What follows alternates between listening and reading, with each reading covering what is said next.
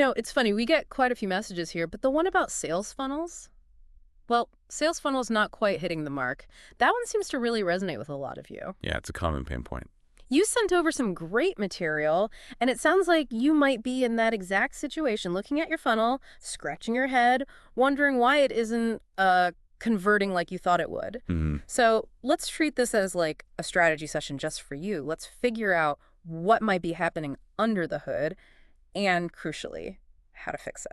Absolutely. And looking at the stuff you shared, especially that involved that Me article, the core idea of a sales funnel is pretty clear. It's basically the journey, right? Yeah. The path every single customer takes before they, hit buy for the first time. It's not just random clicks then. No, not at all. It should be a thought-out sequence, a series of steps designed to take someone from maybe barely knowing you exist to being convinced they need what you offer, even if they weren't looking to buy right away.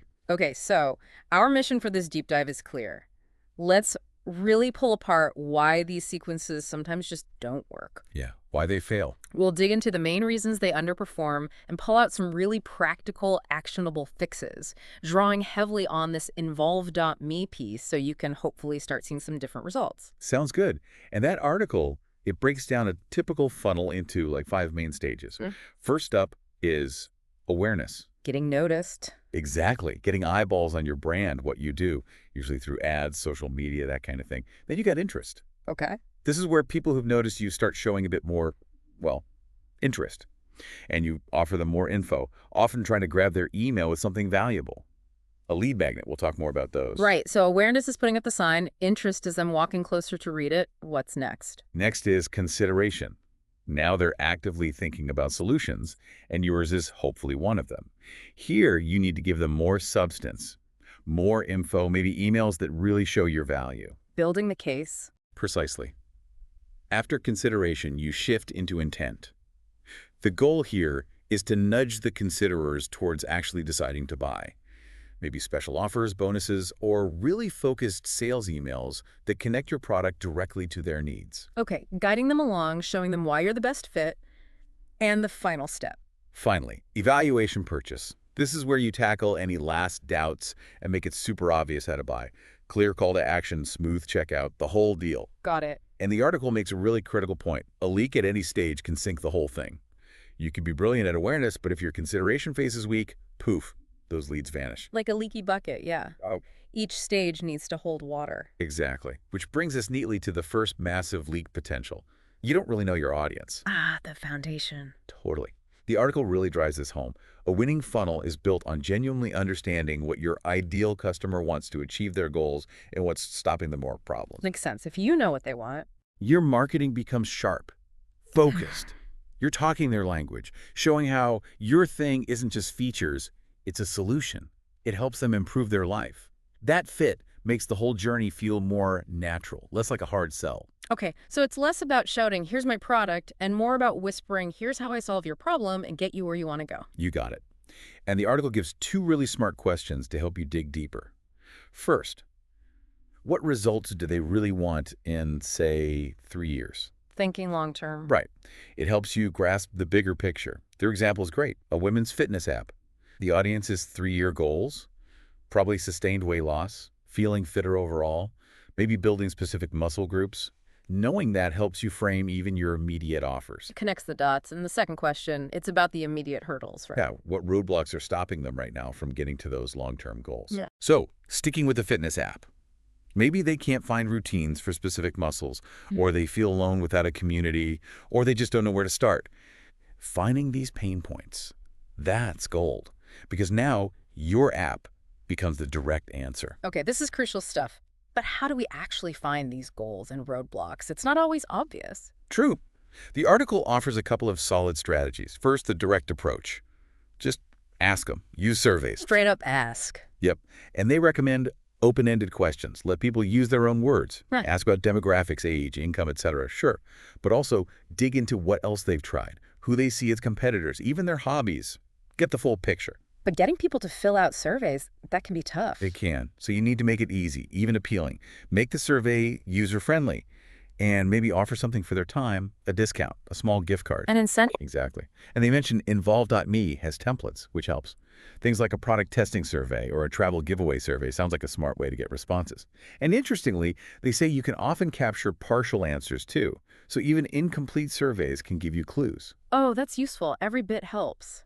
What's the second approach? It's more about making educated guesses.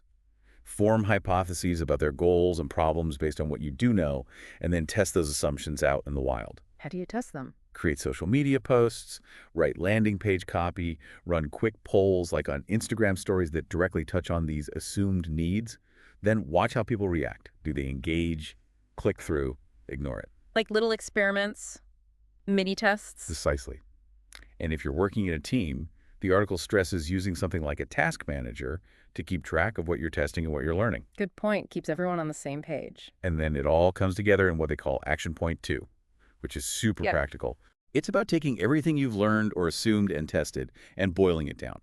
Identify, say, 3 core goals your audience has and 3 main problems they face.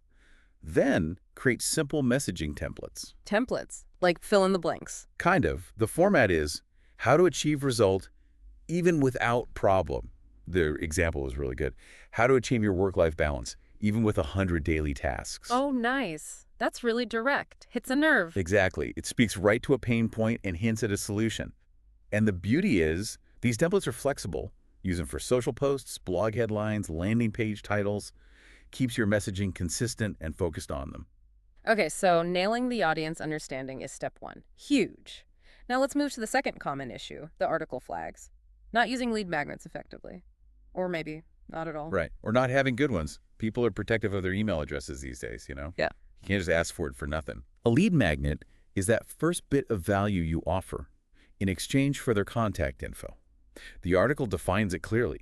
A free, useful resource. Could be a PDF guide, a mini course, a checklist, a toolkit, something genuinely helpful. So it's like a goodwill gesture. Sort of, yeah. But it's strategic. The goal is to start a relationship, keep them engaged, and gently, nurture them towards potentially buying later. It's giving them a taste of the value you provide. Got it. It's the, hey, you like this topic, here's something more that'll help you right now, just let me know where to send it. Exactly. And the article mentions HubSpot as a great example. They put relevant free downloads right there in their articles, beginning, middle, end, often a pop-up too. And relevance is key, right? Absolutely crucial. If someone's reading about SEO, offer an SEO checklist, not, a guide to social media. It has to match their immediate interest. Makes perfect sense. So how do we actually create and use these effectively? Well, first, the article suggests looking at what you already have. Got blog posts, webinars. Maybe you can bundle some posts into a guide or turn webinar notes into a checklist, repurpose. Smart. Work with what you've got. Saves time. Second, create dedicated landing pages for each lead magnet. Don't just link to a file. Okay, what needs to be on that page? The essentials. A clear, benefit-driven headline. Tell them what problem it solves. A nice image. A quick list of why they should download it, the benefits, and obviously a really clear button or form to get it. Keep it simple and focused. Yeah. And again, Involve.me has templates for these too.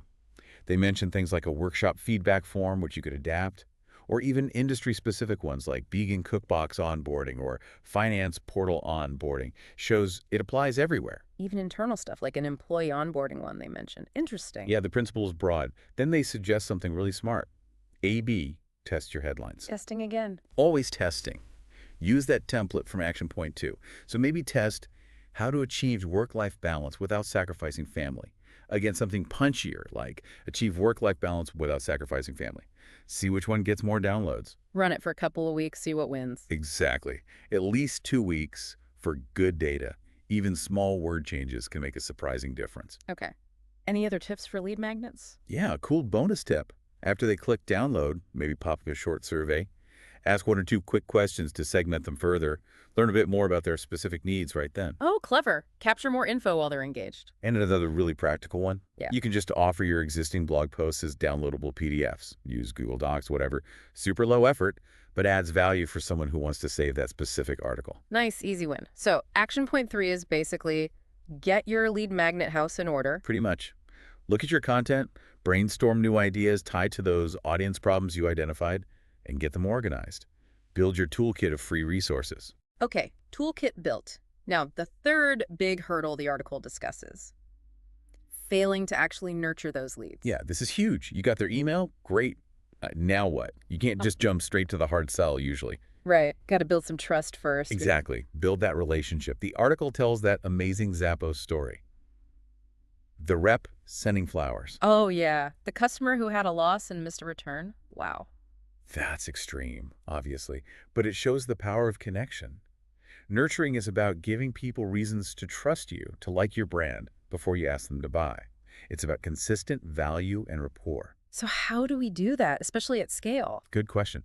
The article highlights a few key tactics. First, personalization.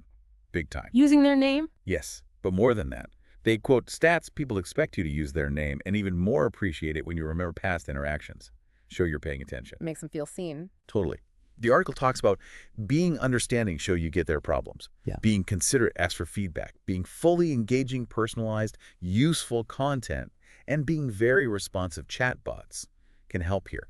Answering questions quickly. So treat them like individuals, not just email addresses. Precisely. The second big strategy is using email strategically to build authority and trust over time.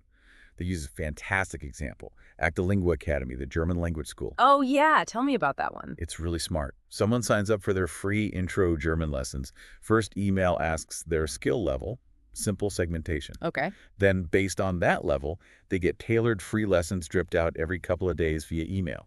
Real value. Learning actual German. Right. After the free course ends, they get an email asking why they want to learn German. Based on that answer, they get targeted emails about the Academy's paid in-person courses that match their specific motivation. Wow, that's really well thought out. Value first, then hyper-relevant offer. Exactly. So the article suggests you do the same. Create educational email sequences about your product, but focus on how it solves their problems. Maybe short video tutorials, webinar invites, guides. Content that helps, not just sells. Yes. And then, when it makes sense, include clear calls to action. Schedule a call. Request a demo. Makes sense. What about that HubSpot tactic? Oh, yeah, really clever. If a lead schedules a call, the HubSpot rep might record a quick, personalized video looking at the lead's actual website and pointing out how HubSpot could help them specifically. Wow, that's high touch. Very impactful, I bet. For sure. And a final point here, nurturing doesn't stop at the sale. Keep providing value, keep supporting them. That builds loyalty, maybe even gets you referrals. Good reminder. It's an ongoing relationship. Okay, so action point 4 pulls this all together. Yep, it's about designing those email sequences. Take your lead magnets, your audience problems, and build out educational emails for each problem. Then plan your sales emails that follow and your follow-up sequences after that. And then automate it. Crucially, yes, use an email automation tool to schedule and run these sequences. That's how you make nurturing scalable and consistent. Right. Got to have the tech to back it up. Makes it manageable. Okay, so let's try and wrap this up. A sales funnel that really works, it's not just a set of steps. It's grounded in understanding your audience deeply, their goals, their struggles. It involves offering real value up front with things like lead magnets to earn their trust and attention. Yeah, that value exchange. And then it's about consistently building that relationship through thoughtful, personalized nurturing before you ask for the sale. Plus, clear calls to action all along the way. You nailed it. And remember the article's closing thought. Experiment, refine, repeat. Ah, yes. It's never really done, is it? Nope. It's a living process. Always look at the data, test things, make tweaks, try again. Continuous improvement. That's actually quite empowering. It's not about getting it perfect first time, but about learning and adapting. So, for you listening right now, maybe pause and think. Which of these 3 areas, knowing your audience, using lead magnets, or nurturing your leads, feels like the biggest opportunity for you to improve your funnel? Where could you focus first? That's a great question to ponder. And if you want to go deeper on any of this, the Involve.me blog sounds like a really solid resource for more detailed tactics and tools for building these funnels. Definitely worth checking out. Well, there's a lot there, but hopefully this deep dive has given you some concrete ideas and maybe a clearer path forward for getting your sales funnel firing on